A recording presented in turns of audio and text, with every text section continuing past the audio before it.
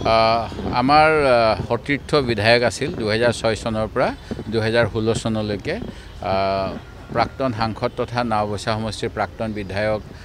মণিকুমাৰ সুব্বাৰ ভাতৃ সঞ্জয় ৰাজ সুব্বা নাওবৈচা সমষ্টিৰ আমাৰ বিধায়ক আছিল সতীৰ্থ আৰু তেখেতে শেহতীয়াকৈ গৌৰৱ গগৈ নেতৃত্বত যি পৰ্যবেক্ষকৰ দল হৈছিল কংগ্ৰেছ দলৰ ভেটি শক্তিশালী কৰিবলৈ তাৰ সদস্য হৈ আছিল আৰু এই কামত তেখেতে ব্যস্ত থাকোঁতে স্বাস্থ্যজনিত কাৰণত যোৱাকালি তেখেতৰ নাওবৈচাৰ গৃহতে পৰলোকপ্ৰাপ্তি ঘটে আমি আজি তেখেতৰ মৃত্যুত শ্ৰদ্ধাঞ্জলি অৰ্পণ কৰিছোঁ পৰিয়াললৈ সমবেদনা জনাইছোঁ আমাৰ দলৰ ক্ষতি হ'ল বুলিয়ে কৈছোঁ এই কাৰণে যে তেখেতৰ নেতৃত্বতে আমি নাওবৈচা সমষ্টিটো 2006 চনত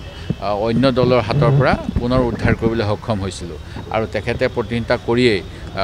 16 চনৰ নিৰ্বাচনলৈকে তাত আমাৰ দলৰ স্থিতি যথেষ্ট মজবুত কৰি ৰাখিবলৈ সক্ষম হৈছিল আৰু তেখেতৰ মৃত্যু আমাৰ বাবে ক্ষতি কাৰণ তেখেতৰ স্বাস্থ্যৰ কিছু অসুবিধা থাকিলেও তেখেতে দলৰ কাম কৰিবলৈ আগুৱাই আহিছিল এনেকুৱা এজন কৰ্মীক হেৰুৱাই আমি মৰ্মাহত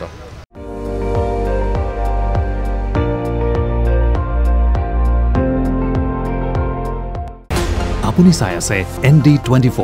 সৰ্বশ্ৰেষ্ঠ নহয় সৰ্বোত্তমৰ দৌৰত